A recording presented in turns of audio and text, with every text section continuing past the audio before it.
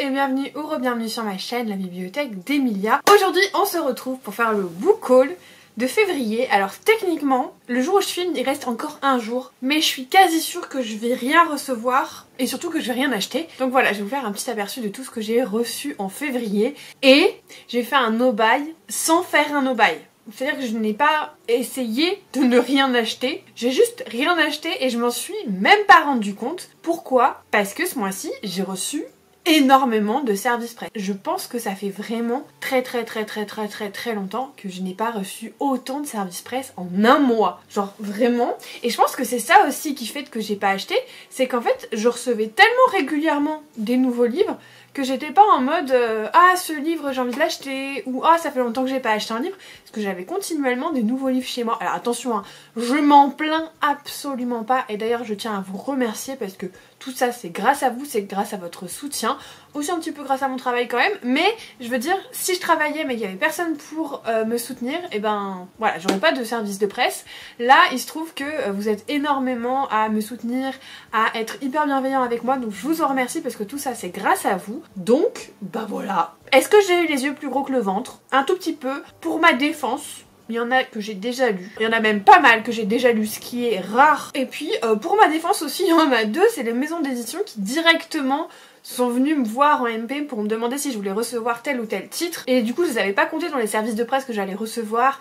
Idem pour les ENC Nami, c'est des livres que j'ai déjà lus donc techniquement ils rentrent pas dans ma pile à lire. Bref j'essaye de me trouver des excuses mais vraiment elles sont nulles. Nulles. Donc bah écoutez, je vais vous montrer les 10 livres que j'ai reçus ce mois-ci.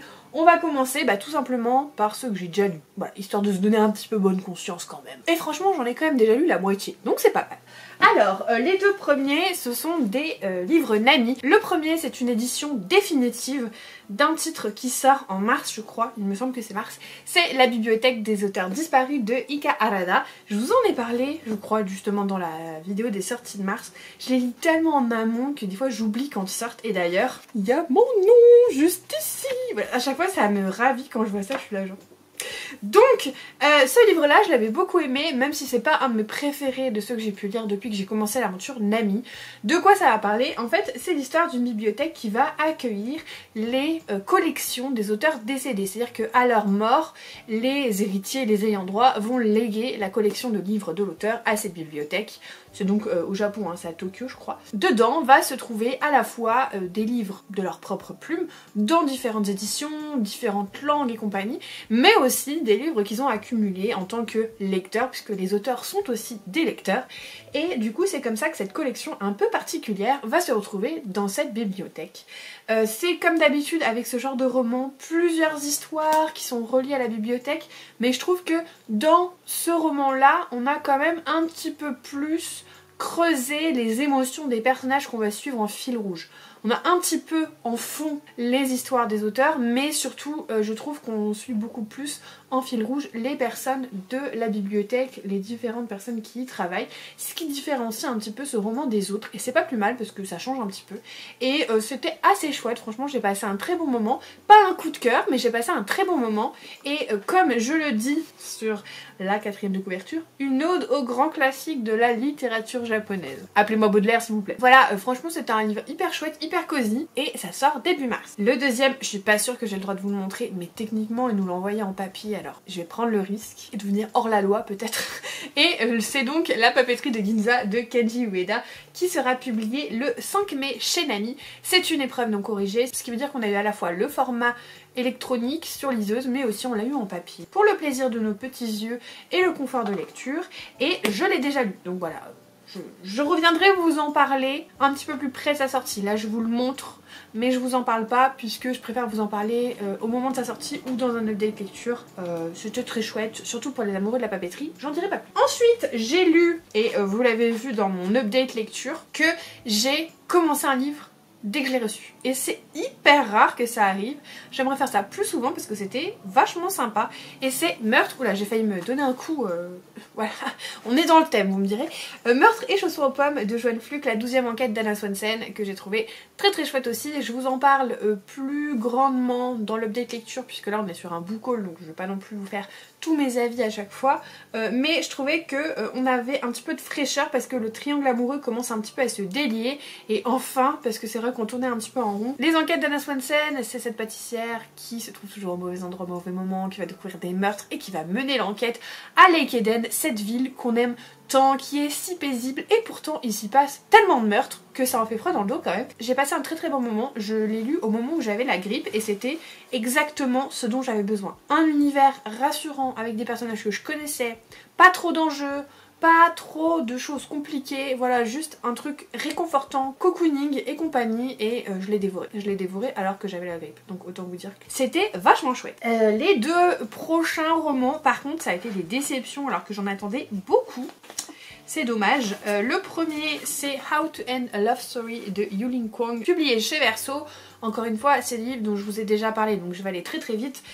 C'est une love story enemies to lovers entre Hélène, qui est autrice, qui adapte son livre en série télé, et Grant, qui était dans le même lycée qu'elle. Il s'est passé un truc quand ils étaient ados, mais je préfère pas trop dévoiler l'intrigue. Et ils se détestent depuis, enfin...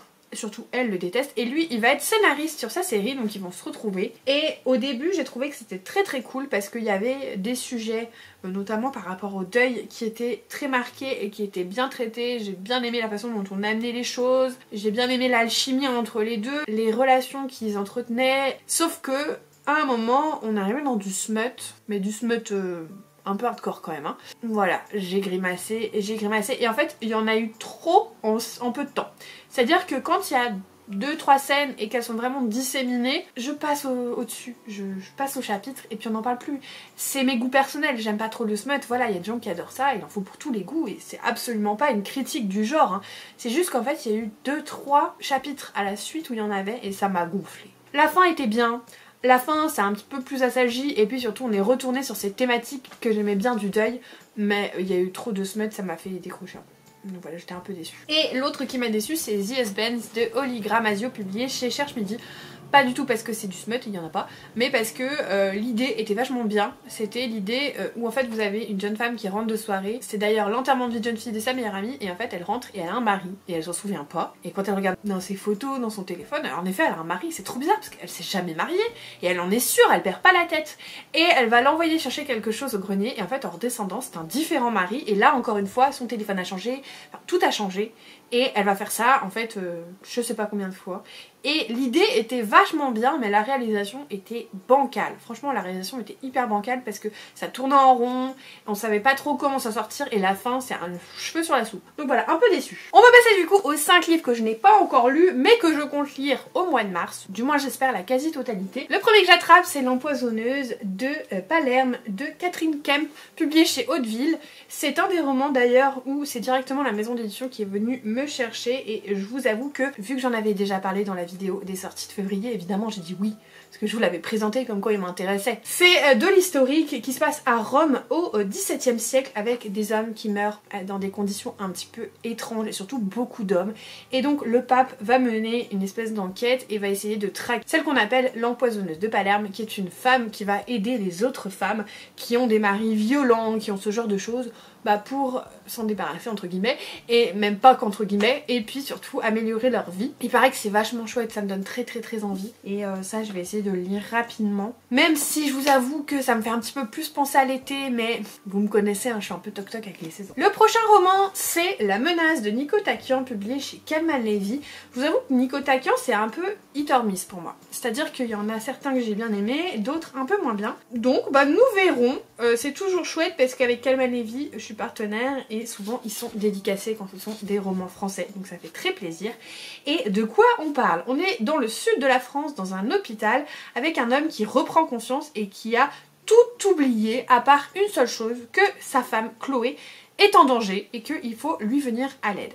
Chloé, elle se souvient de tout. Elle a été enlevée. Elle est dans un espèce d'appartement témoin où il n'y a pas de fenêtre, où il n'y a rien. Et son seul contact avec le monde extérieur, c'est avec un homme qui est masqué et qui lui dit qu'il va faire d'elle sa femme parfaite. Ça a l'air hyper haletant, et comme toujours avec Nico Takian, ce sont des roman très très court, hein.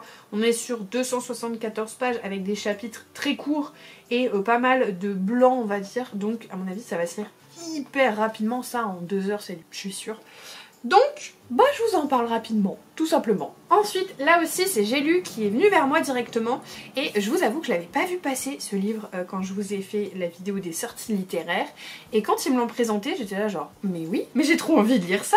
Il s'agit des oiseaux fabuleux dans un ciel victorien d'India Holton et il faut prendre son souffle hein, pour dire le titre d'une seule traite.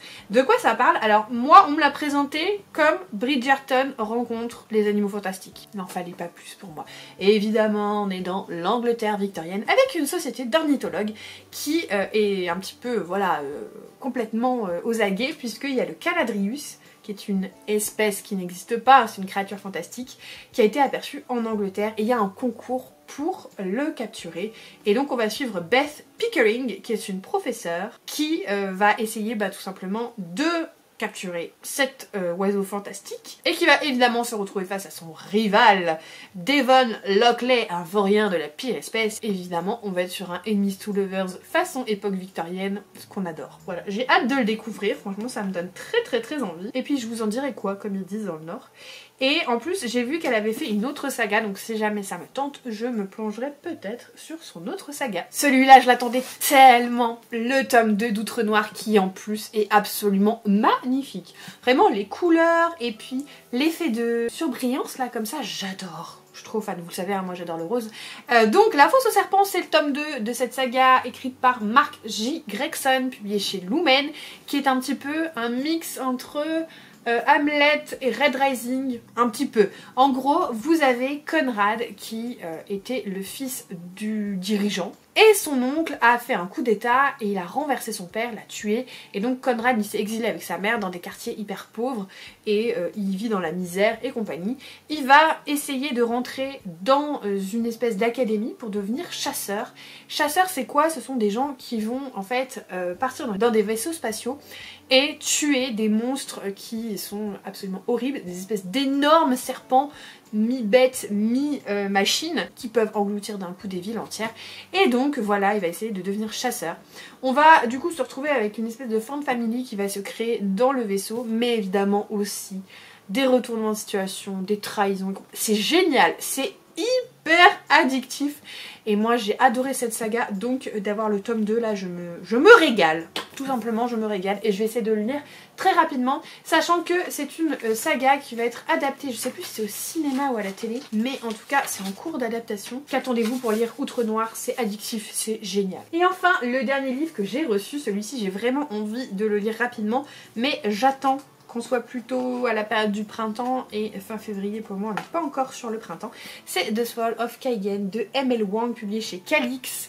Ce livre a fait énormément de bruit sur la sphère anglophone et j'avais énormément envie de le découvrir et donc je suis ravie de savoir qu'il a été traduit. Et donc de quoi ça parle? C'est l'histoire d'un peuple qui vit sur une montagne. Ce peuple il est capable d'utiliser je crois des épées de glace et un jour il y a un empire qui vient les attaquer pour essayer de les envahir. Et voilà, c'est un one shot, ce qui est très appréciable quand on essaye de diminuer ou d'être à jour dans ces sagas. Vraiment c'est hyper appréciable. Donc j'ai hâte de le lire et puis je vous ferai un retour rapidement. C'est à mon avis un livre qui est un petit peu demandeur. Donc il faut que je le lise vraiment au bon moment. Ce qui est plutôt chouette c'est qu'on a un glossaire à la fois des personnages mais aussi des termes, des endroits, des villes et compagnie. Et ça c'est hyper chouette, je vous avoue que c'est très appréciable. On a tout ça de lexique, donc vraiment on peut pas s'y perdre. Voilà, je vous en parlerai très rapidement. Et puis du coup je vous ai présenté tous les livres que j'ai reçus en ce mois de mars. J'ai vraiment été hyper gâtée. Un grand merci à toutes les maisons d'édition qui me font confiance, qui m'envoient tous ces livres pour que je puisse vous en parler. Comme vous l'avez vu, je vous ai fait part aussi des livres que je n'ai pas forcément appréciés, ce qui veut dire que je serai toujours honnête et sincère avec vous. En tout cas, je vous remercie aussi également, comme je le disais en début de vidéo, parce que sans vous, il n'y aurait pas tout ça. Donc vraiment merci de me suivre sur YouTube, par les bouquins, voilà. Merci beaucoup de vos retours, de nos échanges. Ça me fait toujours très chaud au cœur. Et puis écoutez, si vous êtes arrivé jusqu'au bout de cette vidéo, n'hésitez pas à mettre une grosse pile de livres en emoji pour me me montrer que vous êtes allés jusqu'au bout. Si vous n'êtes pas encore abonné, n'hésitez pas à le faire, mettre un petit commentaire et un pouce en l'air. Et moi, comme d'habitude, en attendant la prochaine vidéo, je vous souhaite de merveilleuses lectures et je vous fais des bisous.